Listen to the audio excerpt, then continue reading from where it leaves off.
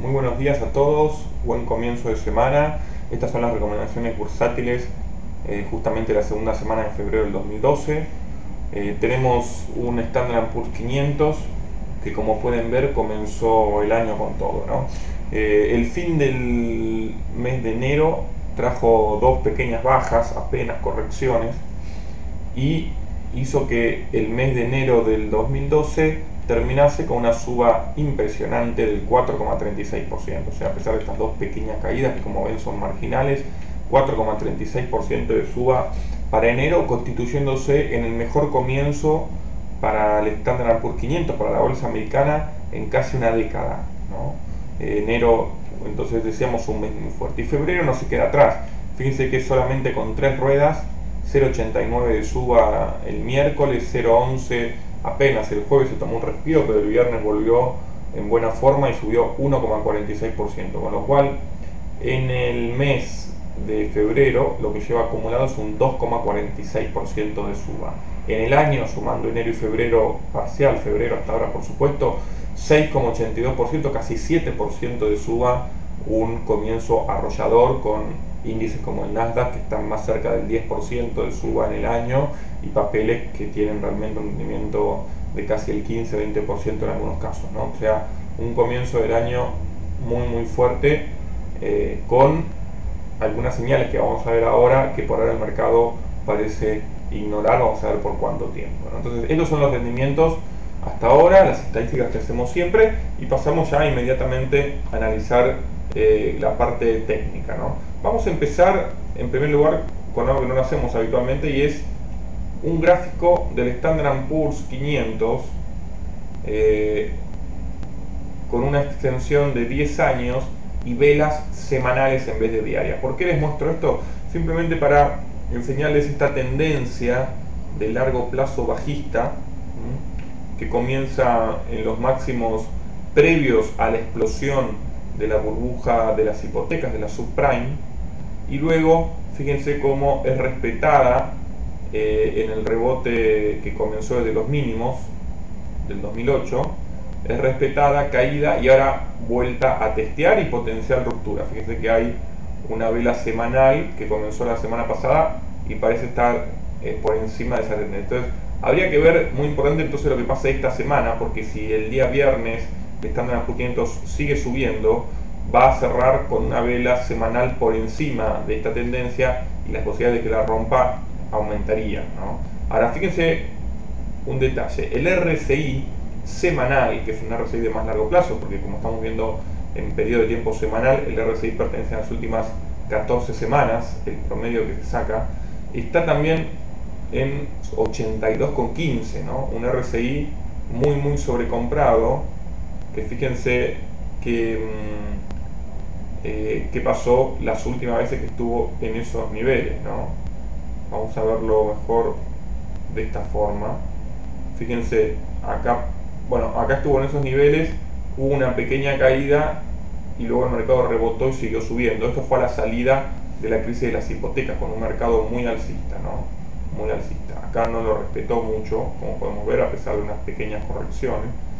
Acá sí, fíjense que estaba sobrecomprado, siguió subiendo 10, 15 días más, pero después se dio una caída violentísima, ¿no?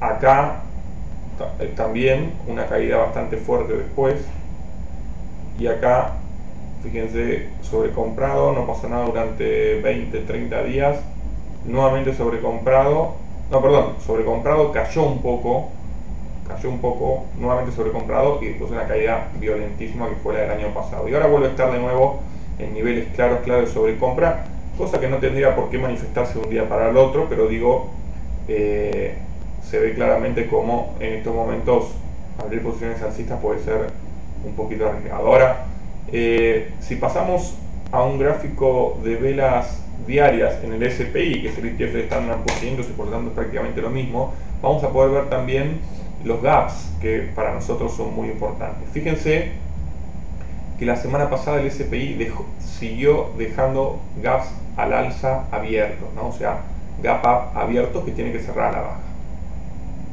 Totalizando, vamos a contar la cantidad de gaps que tiene para cerrar a la baja: 1, 2, 3, 4, 5, 6 gaps. Un récord de 6 gaps. Pocas veces se ven 6 gaps abiertos sin cerrar, y mi experiencia de mercado me demuestra que cuando eso sucede es una clara señal de cambio de tendencia en el corto plazo, ¿no? Vamos a ver si ello ocurre.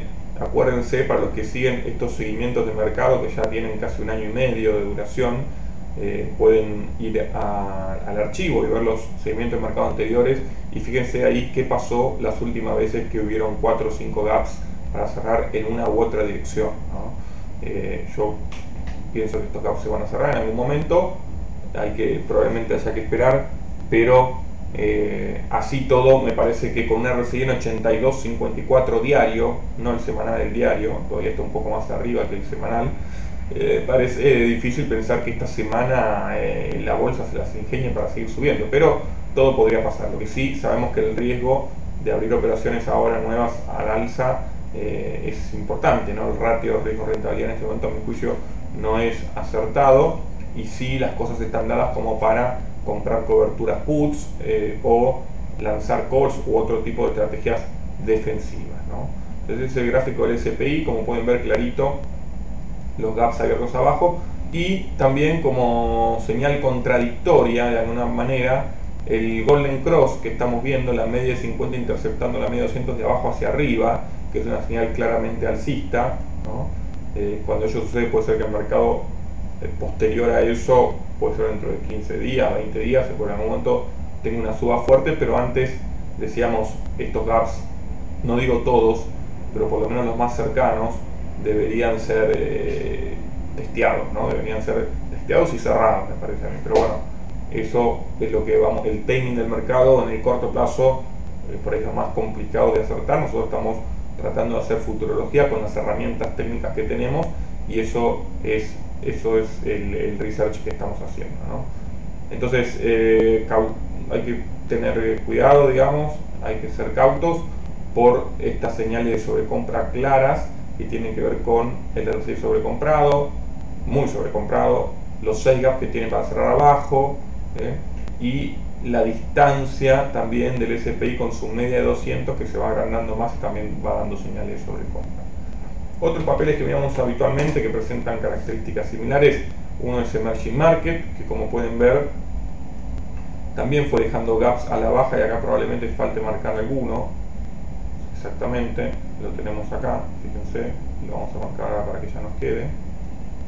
Y este que es muy chiquito, así que este ya no lo marcamos. Pero este gap sí es importante, por lo tanto, fíjense que tiene ahora también 1, 2, 3, 4, 5 gaps para cerrar baja, pero Emerging Market también tiene 3 para cerrar arriba todavía. El SPI solamente le queda 1 arriba, que está muy cerca.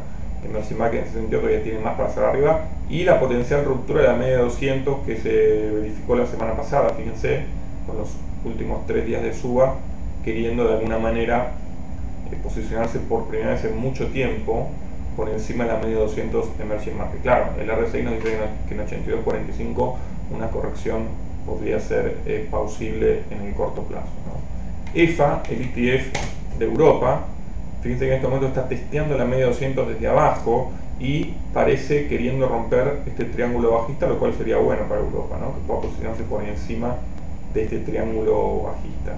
El RSI también muy sobrecomprado en 80, como está casi todo el mercado, nos dice que le va a costar un poco romper esta media 200, y más llegando tan agotado con el RSI tan alto, ¿no? GLD, el ETF del oro, tuvo una corrección el día viernes, fíjense, también presentaba un RSI muy sobrecomprado, corrigió el viernes y podría seguir corrigiendo, dado que quedó muy cerca de un gap up que tenía para cerrar, y estando tan cerca yo creo que sería una lástima que ahora pegue un rebote y lo deje abierto, ¿no? Sería interesante que siga cayendo hasta el nivel de 165 por lo menos para cerrar este gap que había dejado abierto, y también testear esta tendencia alcista de corto plazo, que si bien es muy empinada como para tener mucha duración, digamos, un testeo no estaría nada mal, pero este cierre del gap up digo, sería interesante, ¿no? Luego nos quedaría ver el VIX en índice de volatilidad.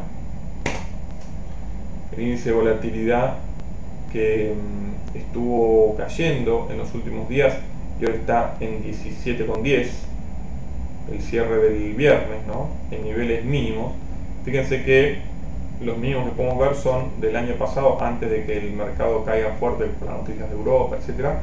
Y esos niveles estaban tocó 15.07, 14.62 tenemos también. 14.62 sería entonces el mínimo y el objetivo del VIX que tendría que ir a buscar, y en caso de romperlo podría seguir bajando. Ahora fíjense que el RSI del VIX, que generalmente se mueve en forma inversa al mercado, está muy sobrevendido en 26.61, por lo tanto también es esperable un rebote en algún momento, probablemente desde niveles de 16 o un poquito más abajo, donde esté testeando los mínimos del año pasado.